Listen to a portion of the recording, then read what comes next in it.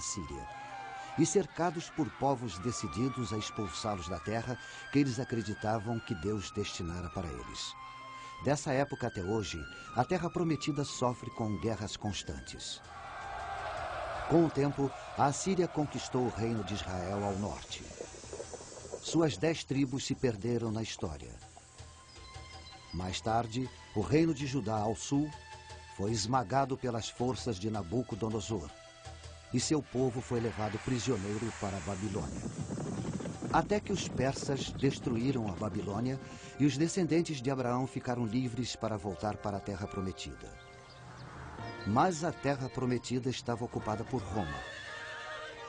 Roma construiu cidades, Roma construiu termas, Roma construiu anfiteatros e Roma trouxe seus deuses. O jugo romano era mais pesado do que os judeus podiam carregar. Eles se rebelaram e foi um levante que a poderosa Roma levou quase 4 anos para neutralizar. Enfim, a fúria de Roma se abateu sobre Israel com violência. Houve uma explosão de judeus em fuga que atingiu todos os cantos conhecidos do planeta. Em seu exílio, eles confiaram na promessa feita pelos profetas. Assim diz o Senhor dos Exércitos: Eis que salvarei o meu povo, tirando-o da terra do Oriente e do Ocidente. E os trarei, e eles habitarão no meio de Jerusalém. Eles serão o meu povo. Mas Jerusalém caiu nas mãos de forças muçulmanas que trouxeram o Islã. Durante séculos, a terra chamada Palestina fez parte do Império Turco-Otomano, até que os turcos foram derrotados na Primeira Guerra Mundial. Isso permitiu o retorno de alguns judeus para sua terra original. Até que nos anos 30, da Alemanha nazista chegaram ondas de ódio aos judeus, que obscureceram as perseguições do passado. Os judeus foram marcados com estrelas amarelas. As lojas judias foram destruídas, sinagogas foram incendiadas, algumas vezes com a congregação dentro. Aos milhões, os judeus foram levados para campos de concentração num programa que visava a extinção do povo judeu de uma vez por todas. Explode a Segunda Guerra Mundial. Depois da derrota da Alemanha, os judeus sobreviventes do Holocausto foram para as costas de sua antiga terra natal para serem rechaçados em seguida.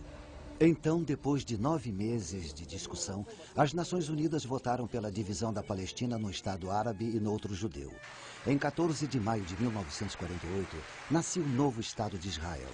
E com ele, o primeiro sinal do retorno de Cristo. As pessoas dançaram nas ruas. Elas vieram cantando. Judeus tão diferentes entre si como Marrocos é diferente de Manhattan. Judeus dos casbás e dos bazares, dos bairros de alfaiates de Nova York, dos esconderijos em Amsterdã, da Inglaterra e da Suíça, do refúgio na Suécia, da Índia e Etiópia, do Iêmen e Detroit. Eles possuíam um laço de união bíblico com uma terra que a maioria nunca tinha visto.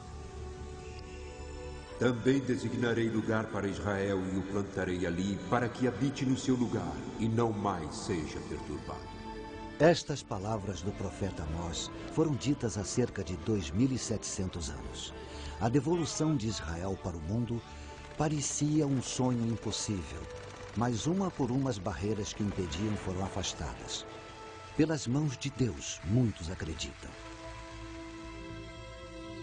Este sinal surgiu em nossa época. Quantos mais se seguirão?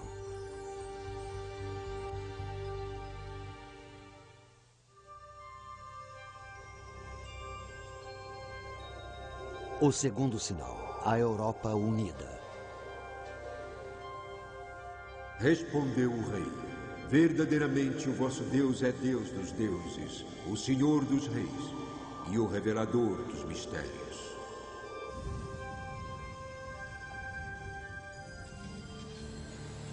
No passado, esta cidade Roma foi a maior capital do mundo antigo. Hoje, Roma ainda é capital. Uma capital de um dos muitos países do oeste europeu que formaram uma confederação denominada UE, ou mais popularmente União Europeia. A União Europeia é dinâmica. Ela alimenta o ideal de uma Europa unida, integrando os países membros econômica e politicamente. Ela prevê políticas comuns no comércio, na agricultura.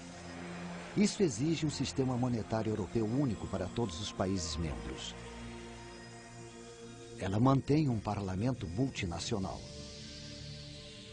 Se a União Europeia decidir formar um exército comum europeu, ela emergirá como o Império Romano do século XXI. Incrivelmente, toda a operação da União Europeia foi prevista há cerca de 1.600 anos. Isso aconteceu na Babilônia, a lendária Babilônia dos Jardins Suspensos. O rei Nabucodonosor teve um terrível pesadelo e mandou chamar um visionário judeu chamado Daniel para que o acalmasse. Daniel disse para ele: Ó rei, subiram os teus pensamentos sobre o que viria no futuro. Ele continuou falando de uma enorme estátua de 4 metais de vários graus de dureza, referentes a grandes impérios do mundo antigo. A cabeça de ouro é a Babilônia. O peito e os braços de prata, o Império Persa. E o ventre e as coxas de bronze eram os conquistadores gregos. O triunfo de Roma sobre os outros é representado pelas pernas de ferro da estátua. Muito interessantes são os pés de ferro e barro. Os 10 dedos simbolizando 10 nações que cederão sua soberania a Roma. Daniel também teve uma visão do futuro. Foi tenebrosa.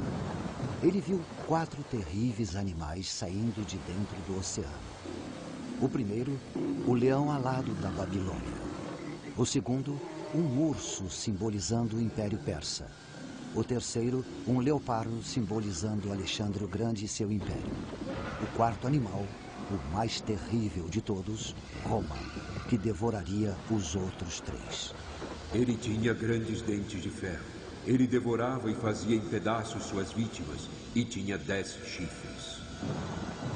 O profeta continua e diz que só depois que este superpoder de Roma for destruído, Cristo voltará para a terra e estabelecerá um domínio eterno que não passará. Mas a ideia de uma Roma imperial nunca morreu. Os fantasmas dos Césares continuaram assombrando as lideranças europeias. O Sacro Império Romano atingiu seu ápice durante a Renascença, com Carlos V. Napoleão desejou tanto o poder do Império Romano que se autoproclamou imperador. Roma chegou viva ao século XX com Tsar Nicolau e o Kaiser Wilhelm. Os títulos Tsar e Kaiser vêm de César. Benito Mussolini considerou-se durante os 21 anos de ditadura na Itália um César. Com grande entusiasmo, as pessoas o saudavam como Il Duce, Duce, que significa nosso líder, nosso líder. Ele devolveu o antigo nome romano para o Mediterrâneo, Mare Nostrum, nosso mar. O símbolo de seu governo de ferro foram os fasces, um feixe de varas exibido na Roma antiga como símbolo da autoridade. Enquanto governou, ele foi uma prova solene de que, mesmo no século XX, o espectro da Roma imperial nunca chegou a morrer. Hoje, as bandeiras da União Europeia flamulam por cima de muitos dos antigos territórios imperiais. Os Estados Unidos da Europa.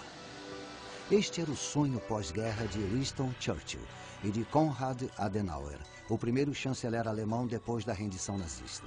Para esse fim, em 1958, os líderes europeus se reuniram no Monte Capitolino e fundaram o Mercado Comum Europeu, que se desenvolveu até tornar-se a União Europeia que conhecemos hoje. Se a União Europeia for de fato a coalizão de 10 países prevista pelo profeta Daniel, ela irá se tornar uma superpotência política. Indústria